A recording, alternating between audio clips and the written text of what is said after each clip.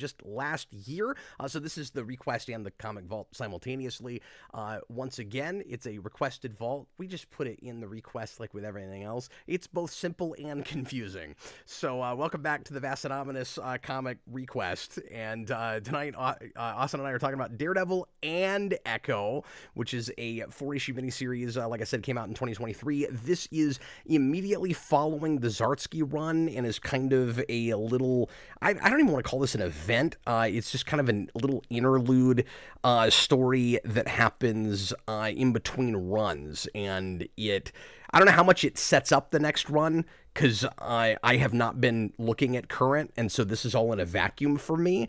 But there's an advertisement for Daredevil #1 right at the end of this, and curiously, Austin, entirely different creative team, which is kind of unusual with a thing like this, because usually when you have, or at least, I don't know, I almost want to say back in my day at this point, because I don't even keep up with Big Two comics as much anymore, but a few years ago anyway, what I would usually see with a thing like this is you'd have a little story or a little mini event like this that would be between runs, and this would kind of like set the stage, get your palate wet, or that's what it's supposed to do for the next writer, at least, if not a writer-artist team. And it looks like this is just an entirely different team than what came before or what comes after. Well, I'm pretty sure they just went, oh, we have an Echo show coming out. We need a book with her name in it. Yeah, and let's tell a story that's going to have nothing to do whatsoever with that, except the same character is there. Mm-hmm. And that's it. Kind of barely. And kind of barely, yeah. I don't know if this is exactly a two-character build story. Well, you want to just jump right into that? Because that's immediately my question with this. Like, right out the gate, I'm looking at this.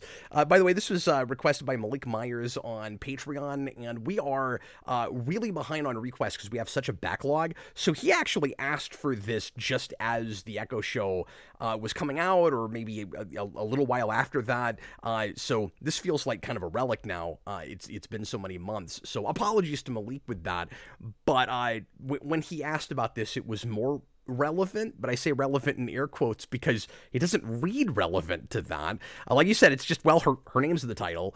And in terms of story and like plot relevance, it would be like if No Way Home's title was Spider-Man and Doctor Strange. Yeah. Like, I don't know if I would give it to both of them. Except She's even in this more that than title is, seems... I don't know. Even that title with that movie seems more appropriate than Daredevil and Echo on this book, because he feels more essential to that story, as tacked on as he might feel.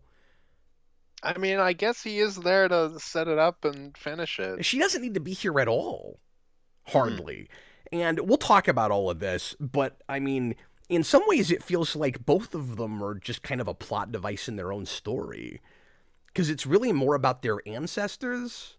Mm-hmm. I'll just say right out the gate, the weakest thing about this, and there are a few potential contenders, I was not real impressed with this. I'll just say that right out the gate. Not the worst thing I've read, in a long time, but it's very, I don't know, it felt pretty throwaway to me. It's a thing I don't know if I'm going to remember in 5 minutes.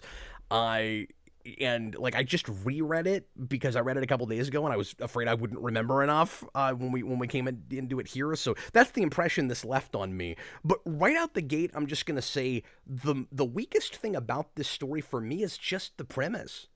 It's just the setup. You're gonna have a 4-issue miniseries starring these characters, and this is the story you chose to tell?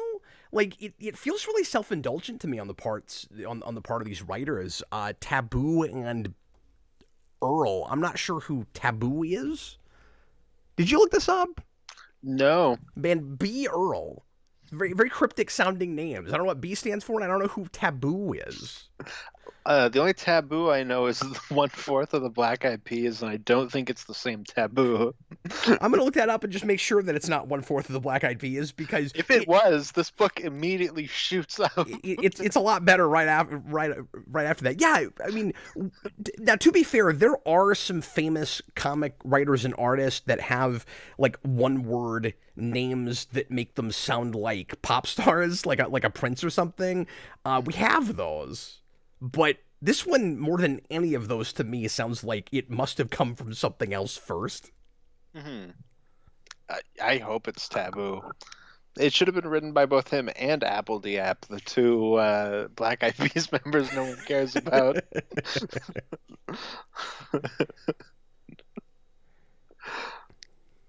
I'm looking this up real quick, and I'm running into a book that was called Taboo. Oh, I There's also a found. board game called Taboo. Oh, okay, sure. I'm sure this is riveting. No, yeah, no, I'm sure it is. Whoever this is, it looks like, indeed, this is just a comic creator in the first place, and a pretty recent one.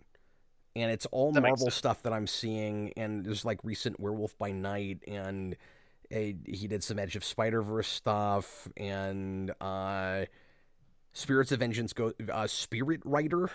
I don't know what Spirit Rider is. Yeah, I'm not I guess sure. there's a Ghost Rider spin-off knockoff called Spirit Rider. But that kind of explains why this goes to the occult place. So I feel vindicated in what I said just a minute ago. This whole thing feels kind of self-indulgent to me, where it's like, this was an assignment, and these guys took the assignment and went, what we really want to do is a Ghost Rider thing, or an occult thing.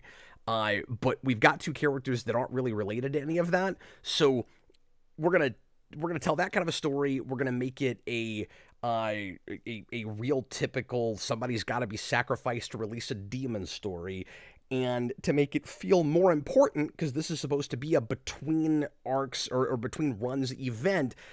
We'll make up some mythology and backstory that will feel real important and relevant and riveting in the moment, that will probably never come up again. That's what it really feels like. Which is Everything funny about because the background, like the ancestor stuff with this, reads so cutesy to me. yeah, there is quite a bit of that. But it's also funny with what you were saying because Ghost Rider feels like he's only here to pad it out to 4 issues. Like, Yeah. Well, it's like, but that's not the assignment. They're not allowed to make it actually about Ghost Riders, so he'll just show up. But like everything about the type of story they chose makes it feel like they'd rather be telling a Ghost Rider story, and even maybe they'd or rather be Doctor telling a Strange, Doctor yeah. Strange story. It's like, here's these tangential characters that are referenced or show up that we'd much rather be telling stories about. Mhm. Yeah, exactly. It's very strange. Um, yeah, I don't know. I guess we should start with the plot synopsis for this. So, was it 1835? I think you have Tommy Murdoch, who is I love how Austin's just rushing us through this. He's like, "Look, there's just not a lot here. Can we just get You this were done both, and you go both just home, went silent for a minute. I please?" was like, eh.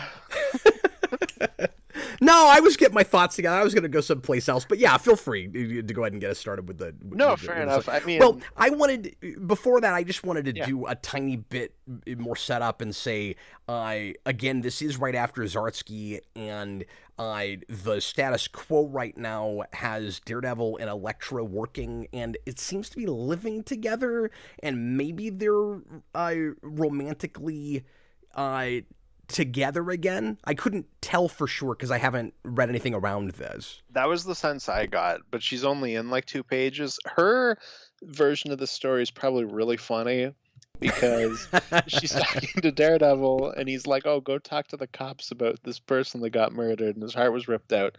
And she's like, "Okay." And then he leaves and then comes back later on and he's like, "Oh yeah, like I was sacrificed to a demon." And then I Yeah. did Like, this where whole was she thing with during the all of this? universe. Like, she could have done that investigation and then come back and helped them. I really thought when they set up that Echo was going to have to sacrifice Daredevil, that the big cliffhanger would be she's about to stab him and then like a sigh hits her hand and Oh, sure. Elektra's like, "Come in," and it's like, "Oh no, you're trying to kill my boyfriend or whatever." Well, and I felt like, to your point at the beginning of this, how easy would it have been to just make this, if it wasn't assigned the way it feels like it is, to make this just a Daredevil Elektra story? Hmm. But it's like, in order to create an excuse to have these characters, and these characters don't need an excuse to be together. Echo's a Daredevil character in the first place. Goes back to 1998. They were an item at one time, and that's referenced here. Like it's not that hard to tell a story with these two characters together, and you'd want it to be street level and play around with their abilities and how they work together. And this does none of that. It dances around it. It's real surface. And we'll talk about the way they communicate, because that whole thing distracted me the entire way through. But it's like we have to say these characters were fated to be to have like the motifs they have. Where like the Echo thing and the Daredevil, the blind and deaf thing was like fated for them going all the way back to the mid 1800s, and it plays almost like a what's the word I'm looking for? It plays almost like a time travel paradox. Yeah, kind of. Which is really weird. It's like both timelines are connected. So it's like, if it weren't for that, this could just be Daredevil and Elektra out of their element, having to deal with an occult thing. And like, I don't know that I would have been super excited about that either, but that could have been, I guess, maybe a little bit more fun than this. It's just what you would want immediately after the Zdarsky run, just what little I know about that, with Elektra taking over as Daredevil, would be a Daredevil Elektra story. I think they also did that. Mm-hmm.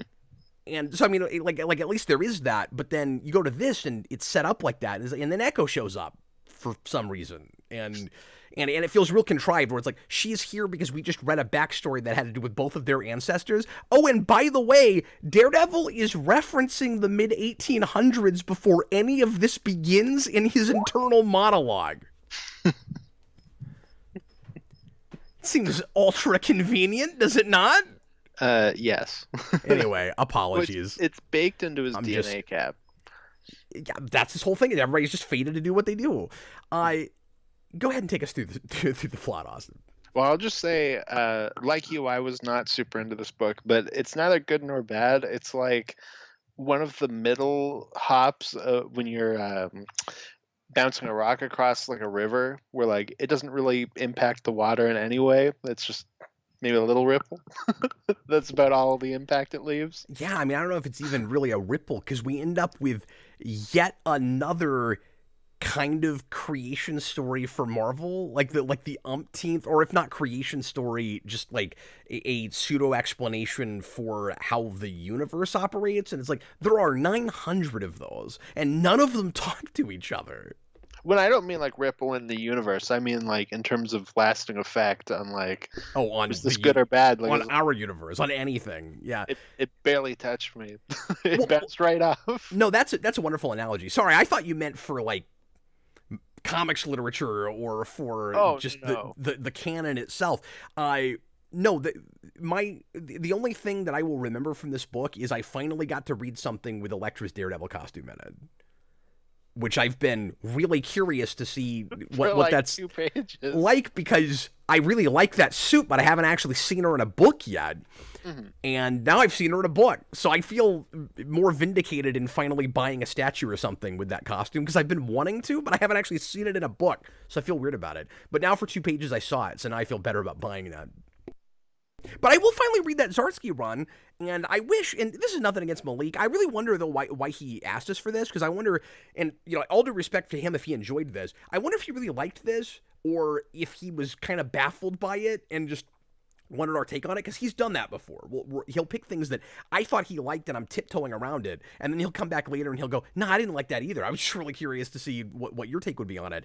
And so, no offense to Malik, but after reading this, I'm finding myself going, man, I wish we could have just done the first volume of the Zdarsky run, which I know he loves, and we can do it on our own at some point, but I didn't realize it was only 14 issues. So you said that to me, and then I looked it up. It's actually longer. There's like... Is it? Yeah, because there's... I was just looking on Unlimited, and I found 2 places where it was separated, but I did find one that was 39 issues, and I don't know if there's more between that or after, because that one ended in 2021, and I think the other one I saw is like a year later. That must be why. I must have seen the second, because Marvel does that a lot, where they start the numbering over. Mhm. And I must have missed that the volume right before that was also him, or was it 2 titles even?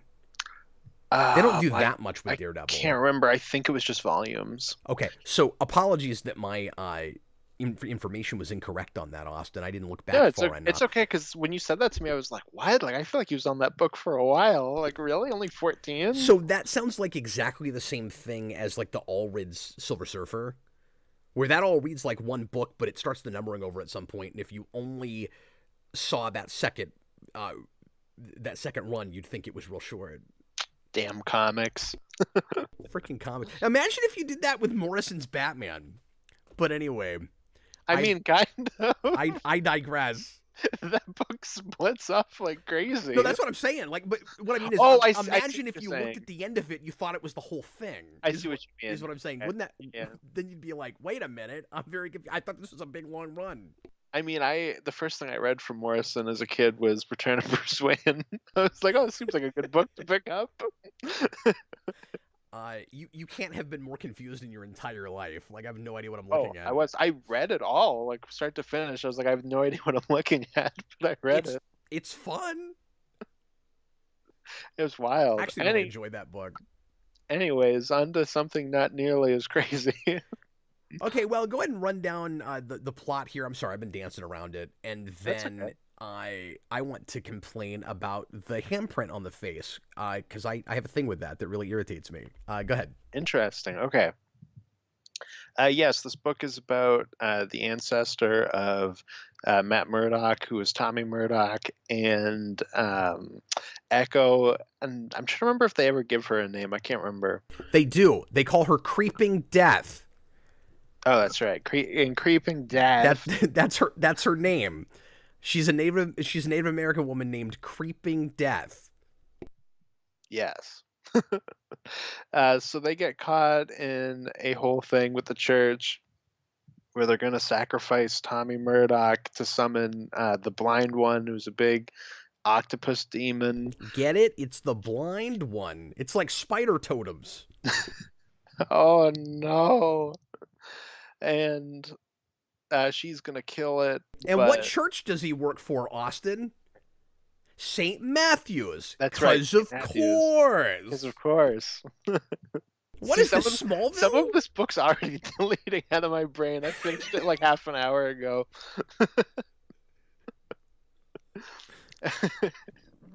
Where was I going with that? Sorry. Oh yeah, so she's like, we have to let the blind one come out so that I can jump in and kill it, and then you have to destroy the structure that it's coming out of, and then it'll be destroyed forever.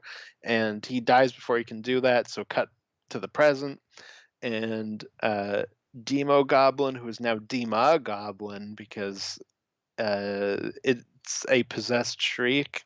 Is it retcon to be this? Okay, so is it Demo Goblin? I thought it was just a different goblin. No, it is Demo Goblin. Just now. I didn't. Dema Goblin. That's I didn't know that. female I version. knew that it possessed Shriek because that's in here. Mm-hmm. Because that was part of Absolute Carnage, which I never read past the first issue of, and it seemed cool. I just never got around to finishing it. Yeah, that was a fun book. That was something I had to look up because when they first showed up, I was like, wait a minute. Demo Goblin's not a woman? What's happening now? Well, I just went, oh, there's an A in her name. She must be a completely different character. Well, it was before that because like you see her and then... Actually, you know what? Now that you say that... No, she's called Goblin all the way through. I thought she was a different character. No, but you see her, and then the only thing that says it is that underneath it's like, in the next issue, blah, blah, blah, Demo Goblin. And I think I just saw it in passing, and just my brain auto-corrected it, and I was like, oh, Demo Goblin's in this weird. And she also looks like Demo Goblin, so I didn't know if they were related. Mm-hmm. Yeah, so I didn't catch that the name had an A instead of an O until a few pages into the next issue. Yeah.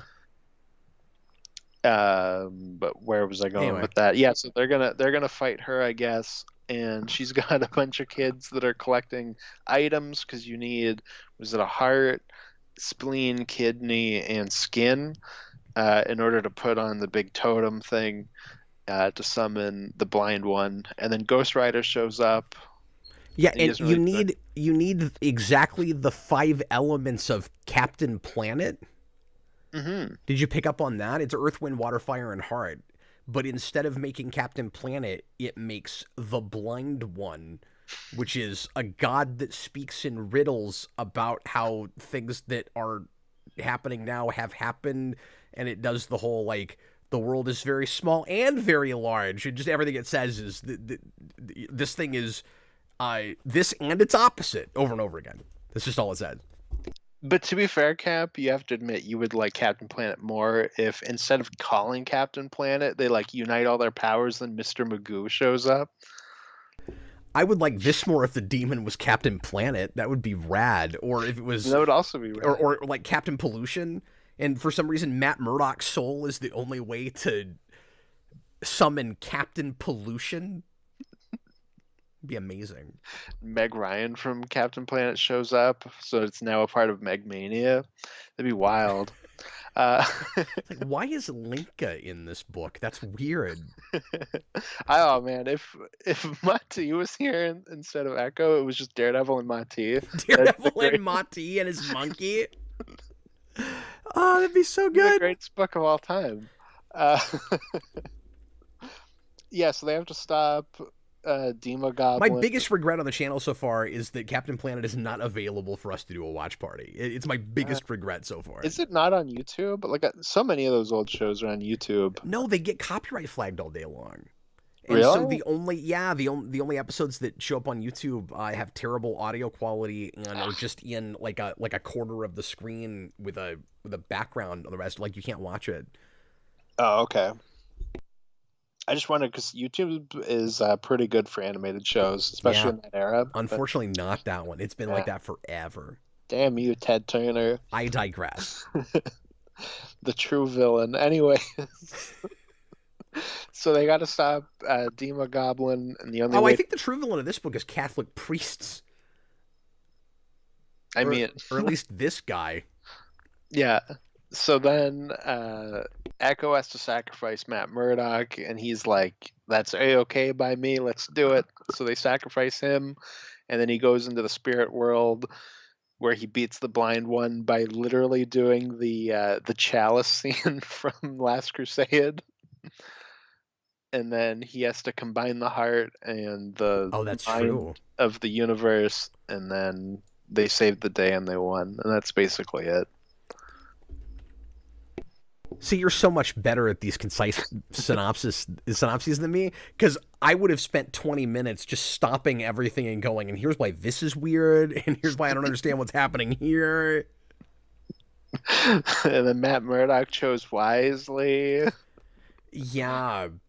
Okay, so real quick, I want to complain about the handprint, because you got one job here, which is to take Daredevil and Echo and give them a fun story together, and this is a character that hasn't had a ton of adventures, not a bunch of history, and I have not spent really any time with this character, to be fair. So the thing I'm about to complain about isn't something I knew about until today. But I went and read up on her history, and how do you retcon like the main story point about her background, like the main that her ancestor is the handprint. Yeah, is that because of the show? I don't know if the show does that specifically, but I know the show goes into like her ancestors and like that's how she gets her powers, because she has different powers in the show. Yeah, maybe so, but if that's the case, they've retconned it from what it used to be in this universe. Mm-hmm. No, I mean, like, is that maybe the reason? I don't know what would have changed it. Sure, but if that's the case, I need to have some in-story explanation for why it changed, because in the continuity, allegedly that we're reading, she put the handprint on herself. Mm-hmm. So, because Kingpin kills her father, and when he dies, he puts his bloody handprint on her face, and then later she paints that handprint in white on her face. I don't know if she tattoos it or if she just paints it all the time. I'm not sure. Because again, I have not actually read anything with this character, so I was confused on that point. But it's like a tribute to her father, and now we're making it just a tribal thing retroactively. Mm-hmm. That's really weird. No, I had that same thought, but it was more of like a synergy. I guess that's lame, but yeah, it's really lame. Mm-hmm. No, that's funny though, because you were thinking about it a lot more than I was. But then I have the reverse where I open the book and I'm like, oh, Daredevil's costume sags. Yeah. And that's a synergy thing I feel like I'm kind of used to, and like I don't love it either, but I don't always even notice it because it's like, of course, it looks like whatever's on TV right now. Mm. Yeah, it's like a weird mix. He's got combat pants that are like baggy and combat boots and the TV show shirt with the stripes and the bandages. I'm like, oh my god, he had such a simple design. But I just have a harder time with continuity stuff like that because unless you specifically make a story point out of the retcon, I don't. If this was a character that I knew already, I wouldn't know where I stood with it. It's like, okay, how much of her backstory exists? It's the same kind of confusion and irritation that I had in the early days of New 52, where it's like, okay, did Superman die or didn't he? Did Batman's back get broken by Banes or didn't he? This is even worse because it's like just a main part of it. That handprint is on her face all the time, and it meant something for that character personally. Mm-hmm. It's so weird to just flippantly retcon it as a way to try to connect these characters up ancestrally, if that's a word, and to make and anytime you just rope a couple of characters together and like it's faded. My eyes glaze over and I don't care anymore. Or anytime you say, Daredevil's going to have this motif, or this is the way he's going to believe, or these are what his character traits are going to be, just because it was fated that way. Obviously, instantly, he's a lot less interesting. I mean, we're basically saying Matt Murdock's dad is the way he is because he had an ancestor that goes back to the 1830s that also had a road to redemption story just like he did. And all the Murdock men after that have to go through that whole thing. And I'm like, well, now it feels like his choices aren't his own. And I've talked about this a lot. Fate versus free will stories can be really interesting when it's ambiguous and it's up to me to decide which one is winning out. This kind of just straight up says, yeah, fate wins at the end of the day. You're done. And I also don't know how to feel about these writers' take on Matt Murdock, where he just keeps preaching blind faith over and over again. And that's not Matt Murdock to me. Mm-hmm. I don't know about you, but I don't buy that whole thing. Like, Matt Murdock's always been kind of conflicted to some degree about his faith in my mind. Yeah, I really didn't like how Matt was written in this book. This is going to be weird, so it might be different when I finally read it, but this was giving me like senses of the stuff that I have seen from Wade's Daredevil where I'm like, oh, that's kind of cringy. But like, that was what I had through this whole book, where like most of what he was saying was like eye rolling and like felt out of character. And I don't know, like he had like really lame one-liners that I can't imagine Daredevil saying. Well, and he and Echo both did. Yeah, that is true. But I also don't know Echo well enough to be like, this isn't this character. But I guess you're right. Like it could just be. But they talk the same. I mean, it's just the writing throughout this whole book. What's with all the cliches? Do you notice that? There's all these cute cliche one-liners like, I'm going to take out 2 demons with 1 stone. Mm-hmm. It's like, really? Okay. And then there was the thing where like, I'm gonna throw this stone. What is it with stones too? At a glass house. I was really. Oh my god, there's a big some of the writing in this is embarrassing. There's a big one with Daredevil one that I'm trying. Okay, I'm liking this lesson, getting almost mad at it the more we're talking about it. See, and I'm not even at that point. Like, I'm still just like, this is so nothing. Okay, but can I tell you why real quick? Yeah, go for it. Without getting into a whole tirade or anything. Yeah. Some of what is annoying me about this book is indicative of other things that I've read in the last 6 or 8 years that have a lot to do with why I got out of modern comics. Yeah, that's very fair. There is a standard that feels like has dropped real hard in the writing. Mm-hmm. Yeah, no, I agree with that. Much of the time. And I'm not saying that there's not good stuff anymore. I'm saying that the house style at Marvel feels like this to me. Or feels too much like this to me. This is not enough of an outlier for me not to be irritated about it. Does that make sense? No, I agree 100%. No, this is a lot like I'm sorry a for lot of being other modern negative, everybody, Marvel. but there's a lot of pet peeves with contemporary comics for me in this book. I'm sorry, I just talked over you. No, I just said I agree. Like this reminded me a lot of just modern comics I've read. Even with the you were talking about like the retconny stuff where you don't even explain it. Like I have that anytime I read Modern Guardians because it's like I don't even know what the history of these characters are anymore because like none of it makes sense. Like I liked that Rocket miniseries well enough that I told you about, but at the same time, like there's weird things in it. Like I think he sees Lockjaw and he's like a big moment where he doesn't know what dogs are, and I'm like, Yeah, that's weird. what? Now, to be Like, fair, we've not been in a lot of the continuity stuff for a while, so it's possible that there are explanations for some of those things.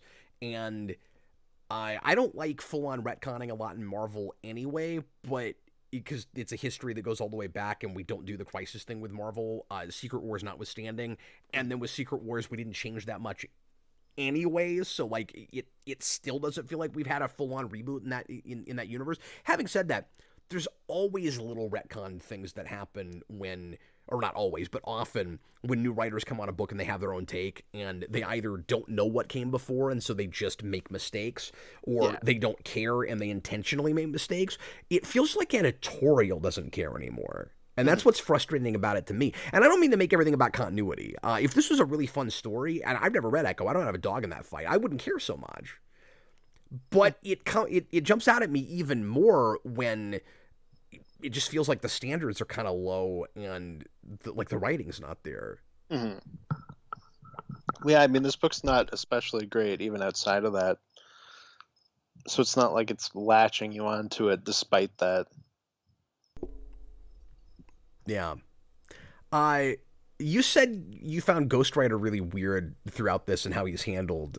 I Why is Yeah, that? it's mostly just because he doesn't do anything. Like he shows up and just kind of drives around and he's like, "Oh, I'm gonna kill you, Dima Goblin," and she's like, "No," and he's like, "Okay."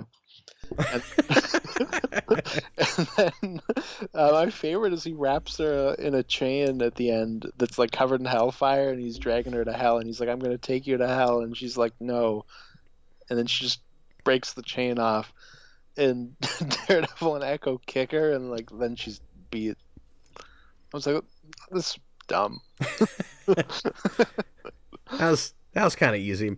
Well, and I keep going back to the same thing, but when you've got uh, street level characters like Daredevil and Echo, what's fun about potentially, not that I have because I haven't read anything with them, but what it seems like would be fun putting them together is one of them is blind, one of them is deaf. They have a totally different set of skill sets, and they each have a different skill set, excuse me, and they can operate fine separately. It's not like they require the other one to function, even though they're handicapped, because their superpowers fill in for their handicaps. But then when you put them together, they would really be a force. And I would think what would be fun about writing them would be now if they are a well-oiled machine, if they like are finishing each other's sentences.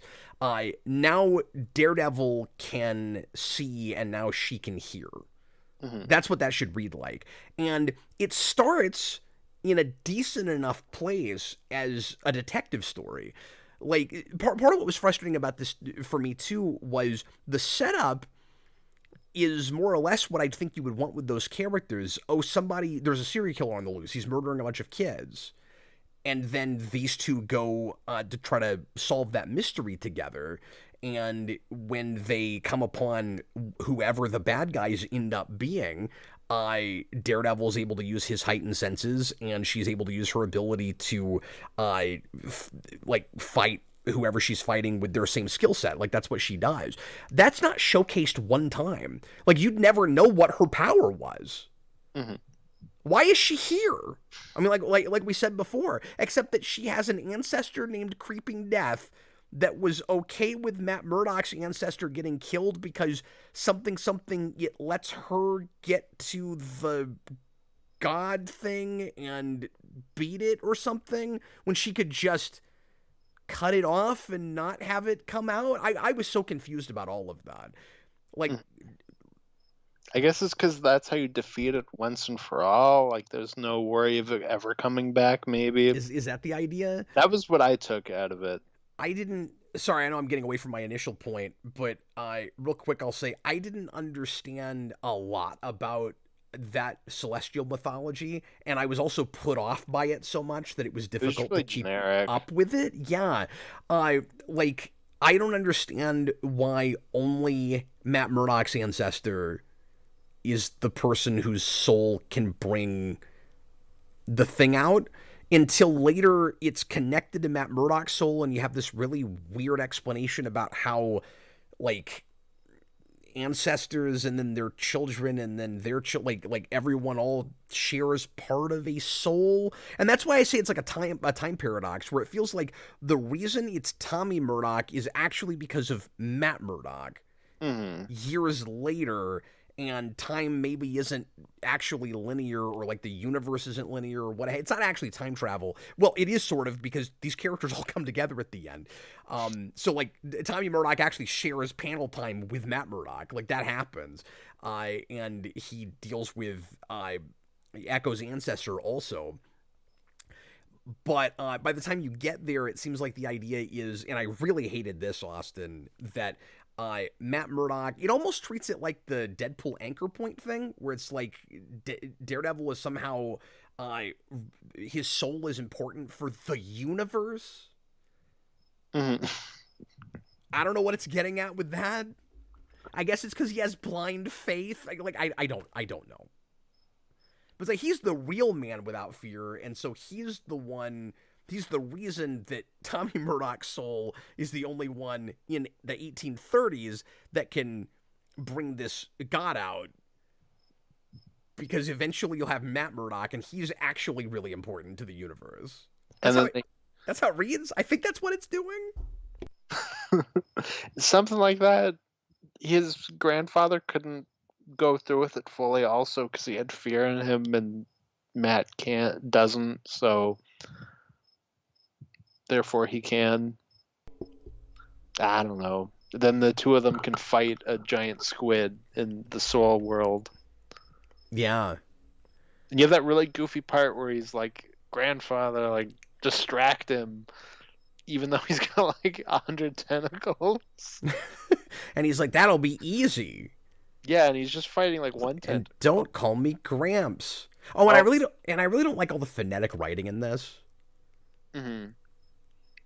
Yeah, I wasn't a big fan of it either. I have a pet peeve with that in general, but this kind is especially distracting, where it's like, good job, you know what the accent sounds like, and if I pieced it out real hard, it would sound exactly like that accent, but it's hard to read, so I don't care.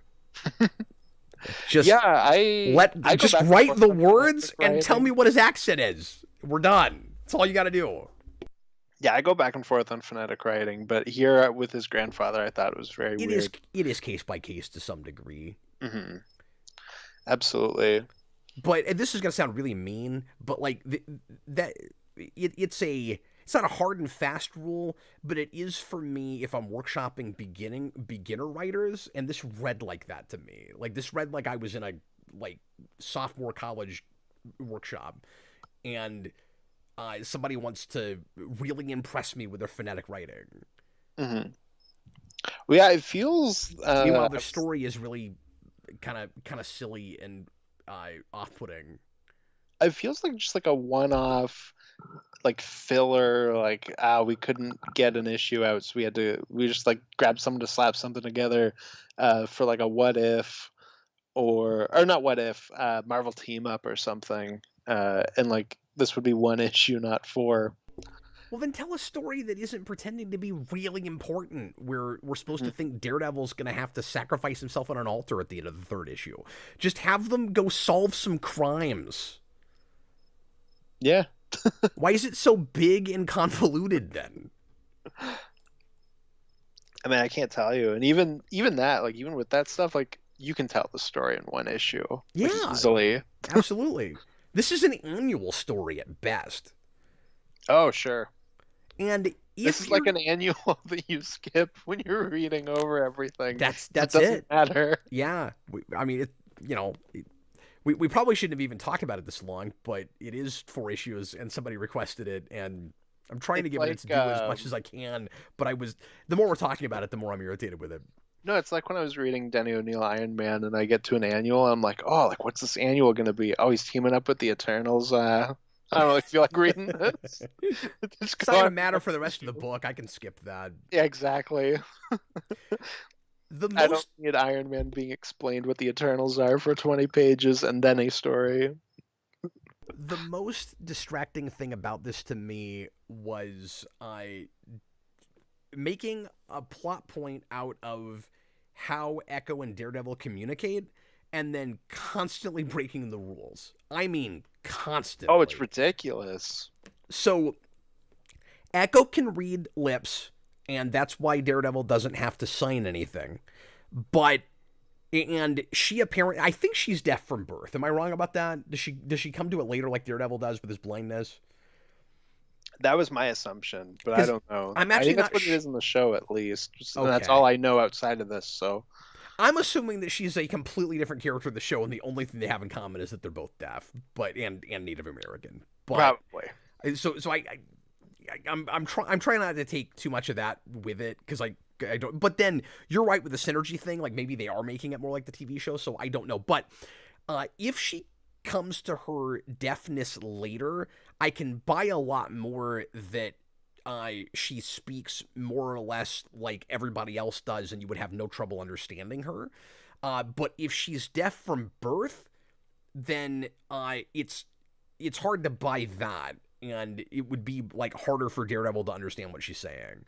You'd think she would need to sign more, but like I'll give it that part of it. The thing that really doesn't work is we know that the only way she can understand Daredevil is when he's speaking and she reads his lips, but constantly. And honestly, I feel like maybe just because I was noticing it, just because this is a plot point, I feel like more than in most books, we have two characters that are always like side by side when they're talking to each other and never facing each other. Constant, like almost always. And I'm like, she can't understand what he's saying right now. And then in the 4th issue, we make a big deal out of she can't understand Ghost Rider because he doesn't have lips to read. And I'm like, but at least she's looking straight at him. You can't enunciate.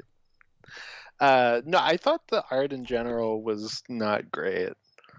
And it also, like you were saying, like I think has a hard time communicating some of that stuff with them communicating. Yeah. Well, there's one big token moment where she's like, Daredevil, you're gonna have to wait. Oh, it's when they're riding the Ghost Rider's motorcycle. They're like holding onto his chain. Yeah, and she's like, you're gonna have to wait because I can't read your lips right now. And I'm like, okay, but you wouldn't even know he's trying to talk to you at all. You're behind him. Well, and then he goes, "Okay, sounds good," or whatever. Yeah. Like, why would you even respond? There's all these, yeah, and I'm gonna assume that she actually heard him because there's all these other places she can't possibly have heard him where she does. Mm-hmm. It's very strange. There's one part they keep doing this cute thing with them. And I wanted this explored more, but not in as like blatant a way as they're doing it. The like see no evil, hear no evil thing. There's this place in the 1st issue where they're both looking at someone. I think maybe it's Demogoblin. I can't remember, but they're both looking ahead, and one of them says "See no evil," and one of them says "Hear no evil," and they're looking straight ahead and not at each other. And I'm like, how does she know that he said that? Well, it's when they walk. She into responds the church. to him. The way it's when they walk into the church. Oh, that's what it is. The way it reads is Daredevil is like in front of her. Oh yeah. Like they're like kind of side by side, but I feel like just off memory, he's maybe slightly ahead. She's behind him a lot and understands what he's saying. Mm-hmm. That's like it doesn't even matter. Like she might as well not even be deaf. It would be a nitpick if it happened once or twice. It's just constant, and it's part of the overall carelessness of this story and the way it's told. Well, especially because coming into this, that was a big thing I had was like, how do Echo and Daredevil communicate? And that's always a question I've had because I've never read them together. So I was like, I'm interested to see how that's handled. Yeah, and I'm not sure how they would in the TV show. Does he actually show up in that show? He does. He's in that first episode we watched, and they just fight each I'm other. sorry, So that's right. We did see that. They don't ever talk, but I don't know if he ever shows up again. I thought they did talk for a second. Maybe. Now that I'm thinking back to that, but we talked over it because we were doing it for a blind watch. So I thought it was just a fight because that's like a one take fight scene because it's Daredevil. Okay. That's all I remember about it. I forget. I thought they had an exchange right after that, but she doesn't actually talk at all in that show, right? Is it all signing, or does she actually? No, it's all signing because I think that actress is born deaf. I think. Okay. So I don't know if she ever talks in any of her parts in in those shows. And personally, like even if that's not how it was ever done in comics, I like that better. Like I'm a big Cassandra Cain fan. Like having an essentially mute superhero is kind of neat to me, and I would love to have a really cool one. I think that's really interesting. And to be fair, I've not watched past that pilot, but I liked it better than you did, and I want to finally sit down and watch it, but I hear nothing but bad things about the rest of it, so I have not been in a hurry. But I want to be the one person on the planet that enjoyed that show because I thought the pilot was okay. Yeah, I remember it being like fine, but not enough for me to be like, I gotta keep watching this. Oh no, totally fair. But I'm also going with the standards of what those had been recently, and not great. So compared to everything else, it looked like something that maybe I would sit down and watch. But I got to mention that about this too this is just after Fisk is no longer mayor of New York City, and I don't know how he's taken out or what happens to him. I don't know if he's dead at this point or what we're doing with him. I don't think they killed him because wasn't he dead a few years ago, and then they brought him back, and then they made him mayor. Remember that, right? I'm not sure. I don't remember the history of all of this right now. But you'd think immediately after that, given that he raised her, you'd want to do a story that had something to do with him. Mm-hmm. Yeah, with both of them, you'd think. Yeah. But I guess not. Well, especially because, like, isn't that one of the things they're doing for the Daredevil show is Mayor Kingpin? Like, that's what I've heard. Like, obviously, it's not exactly synergy, but like, that's clearly why this book was made. Yeah. I don't know. That's my review of this book. I don't know. I don't care. I don't know. Yeah. Well, I was irritated with it just because. I mean, you're right. Like, it's real throwaway. You won't remember this next week. But like, we had to read it. Now that we're talking about it, I'm like, it could have been something. Mm-hmm. No, I get your frustration with it. I think it could have been anything because I've never read this character before, and with Echo, and she seems like she could be cool. Mm-hmm. Like, I didn't have any problem with her characterization in this, really. I mean, like, none of the dialogue writing is very good with anybody. Mm-hmm. But, like, I liked her okay. I don't know why she's in this. Mm-hmm. Leo says he's not dead. I didn't figure he was, but I don't know what we did with him after that. So, like, could he be in this book? I guess the question is, could you do a story with him right after the Mirror Kingpin stuff? I don't know where he is right now. They should have just made him Fat Demo Goblin. That would have been really funny. Yeah, I don't know. And she acts like she has some sort of a perspective on, like, sin or whatever. I don't know what she's talking about. Yeah, I don't know. And then she's like, stop preaching your church on me, Matt. Yeah. Like, no, blind faith is the way to go. Yeah, he couldn't have a more, like, surface-level, vapid point of view. And you gotta love that part where... Not religious, right? Not the thing you have to be religious to write Daredevil, but, like... Yeah. That's how you come to that place of, they're Christian. They probably just believe in blind faith. You gotta love that exchange in the first or second issue where they, like, really blatantly break down the difference between Daredevil and Echo's worldviews based on their handicaps. And, like, what it is fine, but... And I get that these kind of comics are melodrama to some degree, but man, it'd be cool to just explore that in the way they operate, as opposed to just having one panel where one of them says, I don't see, and I take everything on blind faith. And the other one goes, well, I see and can't hear, and I need to see things to believe in them. And I'm like, we're laying it on real thick, are we not? She might as well have been like, I'm tone deaf. And then that thing in that same, and again, it's all in one panel. In that same panel where he's like, "We've all got to have a North Star," and she's like, "Mine's an East Star," and he's like, "Fair enough." There's some Star Trek Discovery writing in this, is all I'm saying. Well, that scene specifically, when I read it, I was like, I need this in like 60s Marvel cartoon voices, where it's like, like exactly the way you just said it, like. Well, I believe in the North Star. Well, my star is east. Fair enough. Fair enough. I guess we'll just have to agree to disagree. Austin, you got any final thoughts about this? I'm glad it's done. No, I don't know. It's whatever. If you like it, why? But also, if you hate it, why? Well, and I mean, it might just tickle somebody's occult sensibilities. I just think there's a lot better stuff out there. That's what I love that stuff, and I'm like, I don't know, it was all very generic. And I have this irritation also with, and it seems to come from, kind of workman writers that like don't have a regular contract, aren't on a monthly book. And I'm not belittling those guys. It seems like there's a lot of I'm assigned to be on a thing I don't really want to be on. How can I make it bearable for me? I'm gonna take characters that don't typically deal in this kind of thing, and I'm gonna force them into that kind of a story. Now, can you tell a cool occult story with Daredevil? Yeah, maybe, but this didn't really do that. And I've seen that a lot, particularly with Marvel, where you have guys that come in, and like there's some of this in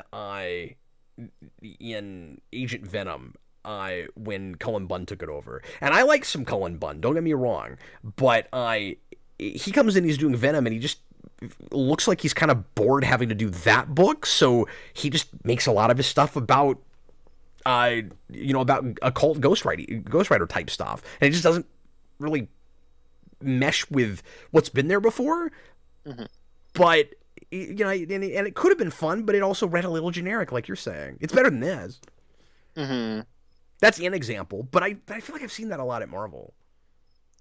Yeah, I mean, I guess it kind of goes into, there was that like debate recently with the comic shop owners, where the one who, funny enough, was Dan's old comic shop owner, and he has a YouTube channel, and like that's how it like blew up, and all the comic pros were like all mad about it, or some were taking a side, some weren't. But was that when he was living in New York City though? No. This was like his comic shop owner, like when he was in high school. Oh, interesting. But it was when he was in New York. No, because I sent him the video. Because if it was like Mile High or something, I'm like, well, I mean, that's a major retailer. No. Because I sent him the video, and he was like, "Oh my god! Like I used to go to this guy after class. Like I know this guy."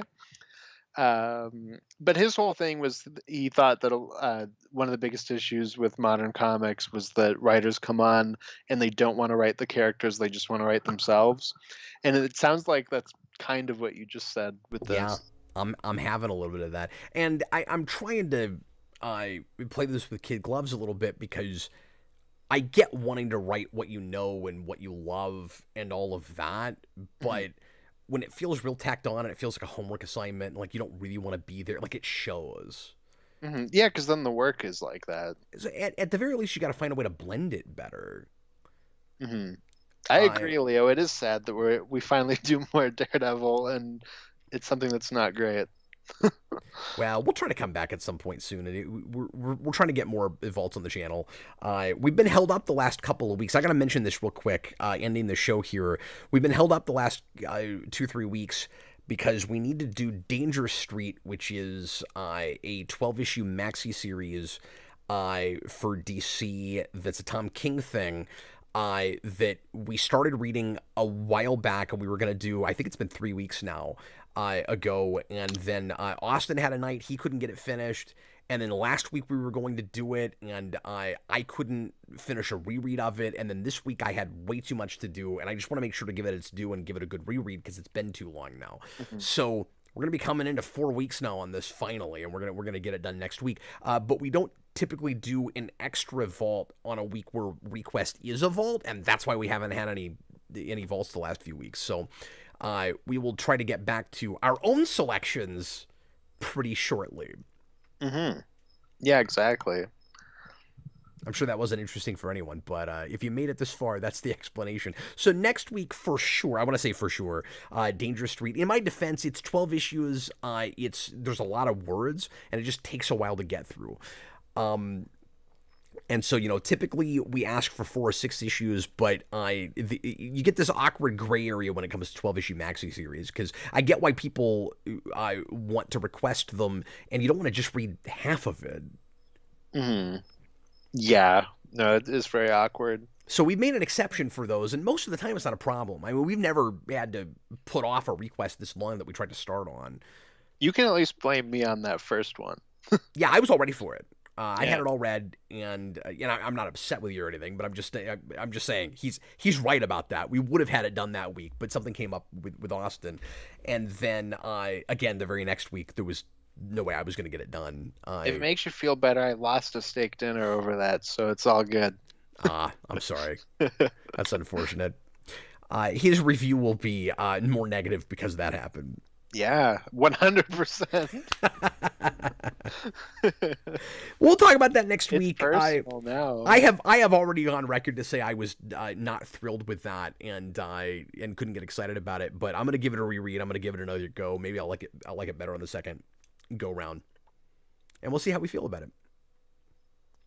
So that was our review of Danger Street. Now we don't have to talk about it ever again. So that's what we're doing next week. And thanks as always for watching, guys. We sure appreciate it. Once again, we've got a giant backlog right now. I'm hoping that we can find the time to double up some and start getting more of these knocked out. But we appreciate all the interest and how long that list is. You guys are great. Patreon.com/Geekvolution. $15 tier is how you do that. There's a part of me that feels like I should probably cut it off right now, honestly. But in case people want to know how to request things, just know it's gonna be a while before we get to yours. And in the meantime, I was Captain Logan, and this was Austin, the Day Ghost. And if you happen to be watching right now, join us here in a few minutes, and we're gonna count down a few more of our favorite 100 superhero movies of all time. Groovy. And we'll see you real soon. Bye, folks. See ya.